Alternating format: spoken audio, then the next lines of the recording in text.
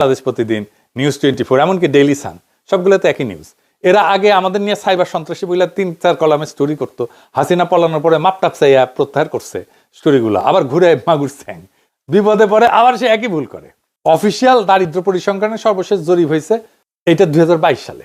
এই অনুযায়ী দারিদ্র কমছে আগের বছরগুলোর তুলনায়। এখন পর্যন্ত 24 থেকে 26 এই সময়কালের জন্য সরকার, বিশ্বব্যাংক বা বিশ্ব কোনো সংস্থা থেকে আন্তর্জাতিকভাবে প্রকাশিত চূড়ান্ত দারিদ্রের হার নিয়ে কোনো সার্ভে নাই। কই পেল এর ডেটা? পায় নাই। বিএনপি কয়ে দিচ্ছে প্রফেসর ইউনূস কত খারাপ অবস্থা দিয়ে গেছে সেটা দেখাইতে হবে, তাই দেখাইতেছে পত্রিকাগুলা। এভাবে মিডিয়া সত্য নির্মাণ করে।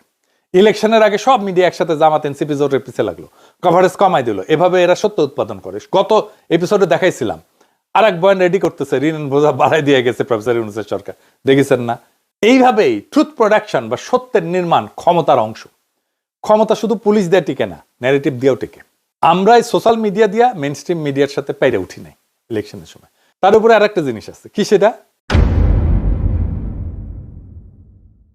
জামাত ক্ষমতা আসবে শুনলে পুরো এস্টাবলিশমেন্ট, আমলাতন্ত্র, এলিট, এরা যে বন্দোবস্ত চলে কাইপা ওঠে একেবারে। আসল কারণ হইতেছে যে এরা তো এমন একটা সিস্টেম গড়ে তুলছে যেখানে চেয়ার টেবিল পর্যন্ত ঘুষ খায়। জামাত ক্ষমতা আসলে তো ঘুষ খাওয়া বন্ধ হয়ে যাবে। দেখেন নুরুল কবির কি বলে, বিএনপিকে নাকি নাকে রুমাল চাইপে ভোট দিচ্ছে জামাত ইসলাম থেকে বাঁচার জন্য। শুনেন আগে। এই দেশের বহু মানুষ নাকে রুমাল দিয়ে বিএনপিকে ভোট দিয়েছে। নাকে রুমাল দিয়ে কেন? ওই ধানের শীষ দেখলে তার চাঁদাবাজির দুর্গন্ধ তার নাকে আসে। এই নাকে রুমাল দিয়ে দিয়েছে জামাত ইসলামের হাত থেকে বাঁচবার জন্য। শুনেছেন?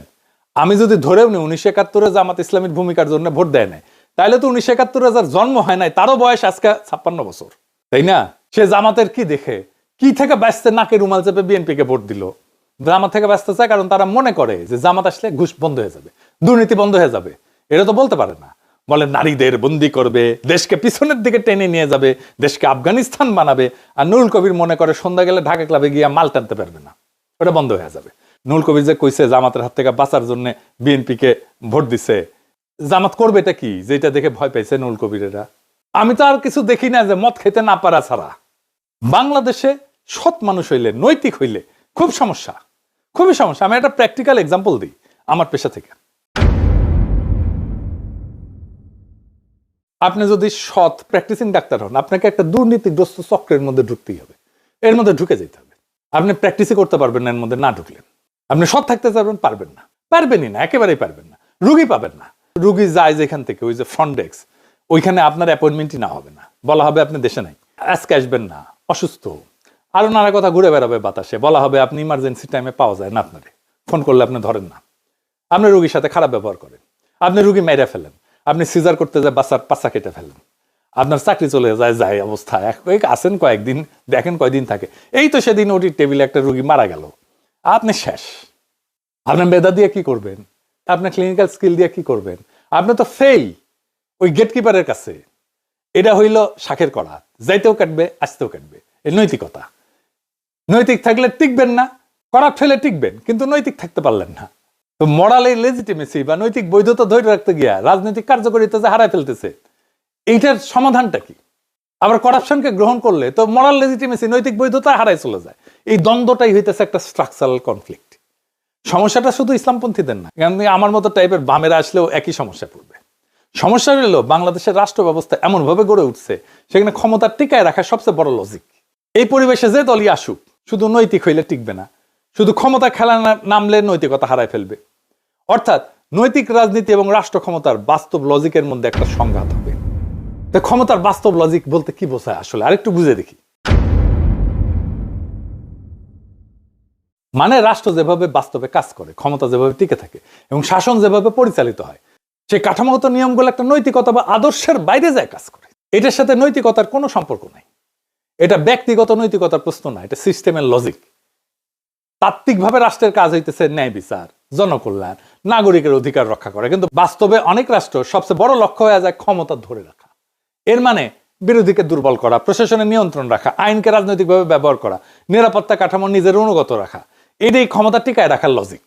আপনি যদি পুরাপুরি নৈতিক অবস্থানে থেকে বলেন সব দুর্নীতিকে আমি শূন্য করে দেবো, সব দুর্নীতিবাজকে শাস্তি দেবো, দলীয়করণ বন্ধ করব, রাষ্ট্রযন্ত্র নিরপেক্ষ করব, তাহলে কি সমস্যা হয়?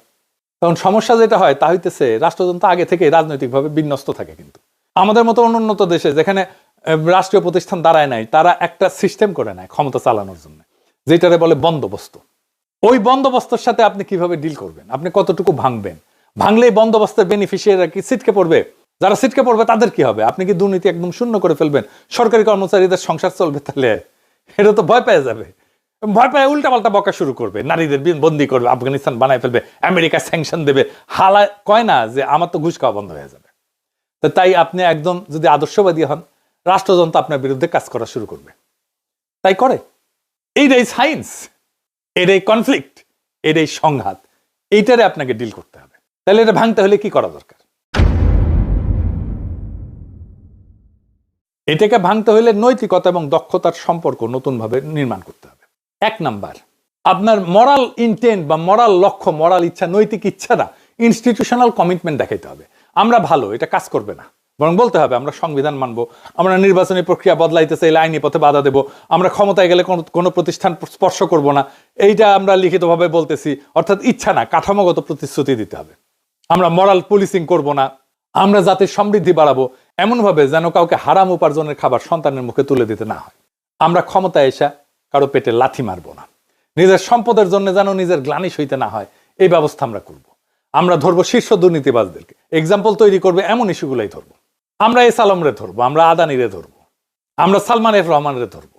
2 নাম্বার, আমার কর্মসূচি এটা কোনো গোপন বিষয় না, এটা প্রেডিক্টেবল হবে। মানুষ আগে থেকে জানবে সরকার কি করতে যাচ্ছে।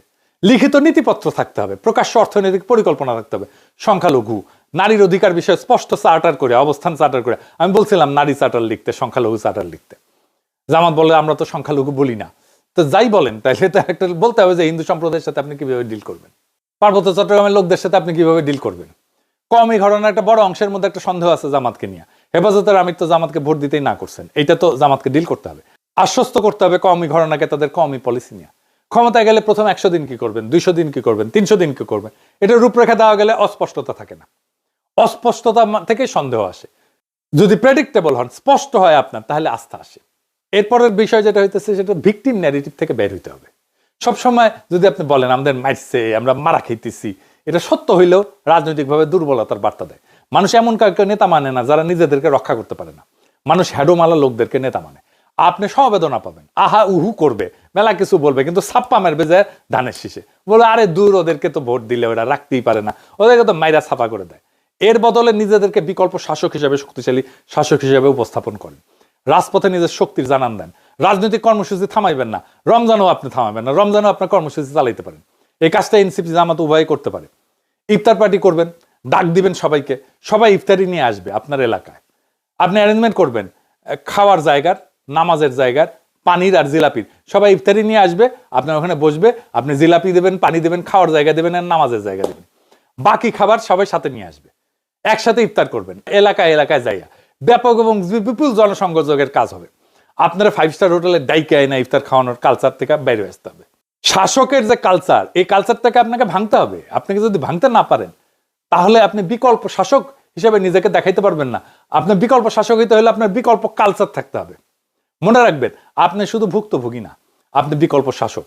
তবে সব নির্যাতনের ডকুমেন্টেশন রাখবেন, মামলা করবেন, ভিকটিমের বাসায় যাবেন, কোনো ভিকটিম যেন না থাকে যার বাসায় আপনি যান নাই।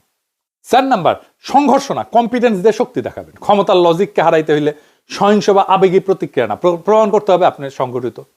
আপনার প্রশাসন বোঝেন, আপনি অর্থনীতি বোঝেন, আপনি আন্তর্জাতিক সম্পর্ক বোঝেন, আপনি কূটনীতি বোঝেন, এমনকি আন্ডারওয়ার্ল্ডও বোঝেন।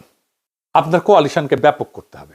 আমি কয়েকদিন আগের এপিসোডে দেখাইছিলাম গণসংগঠন করার কথা, নারীদের সংগঠন করার কথা, সেটার কাজে হাত দেন।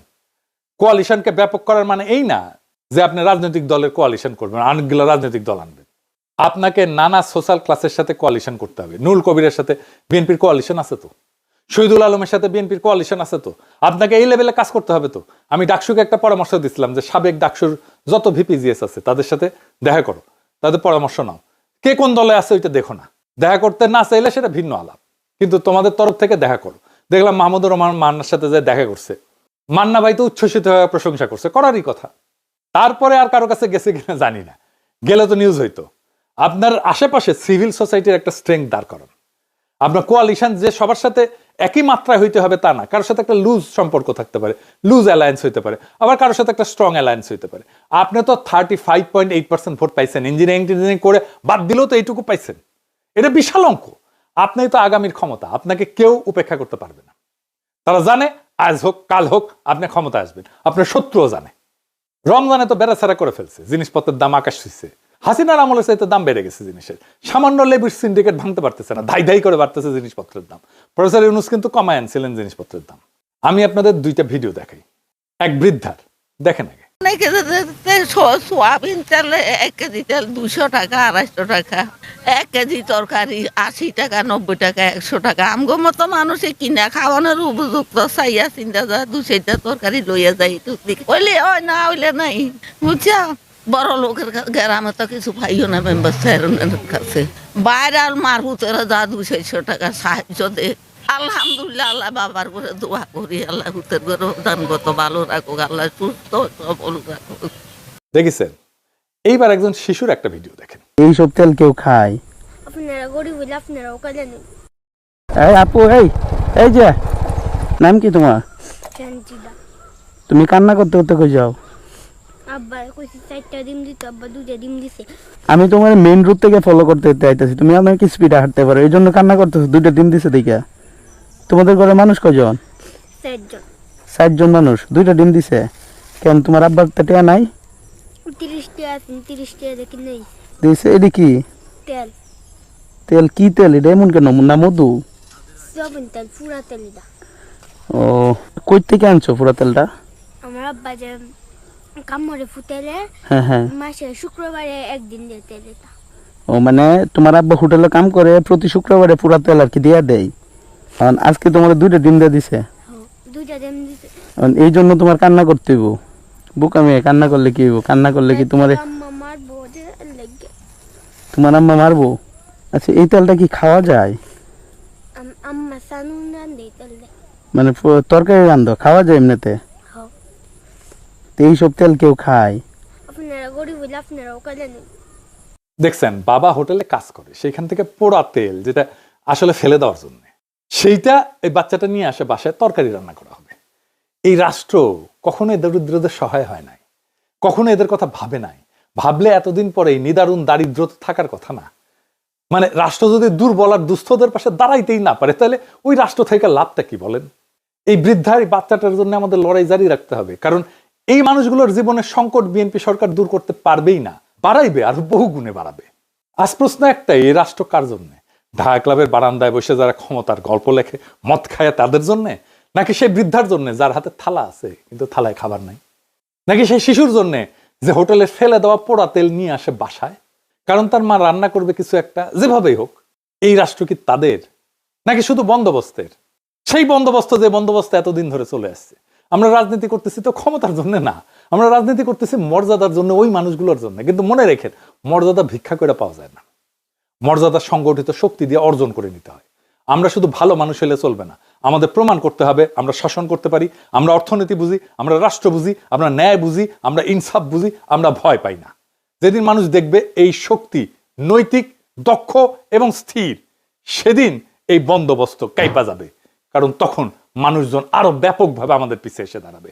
আজ যারা ভয় দেখায়, যারা ন্যারেটিভ বানায়, তারা জানে সময় বদলাইতেছে, বদলাই গেছে অলরেডি।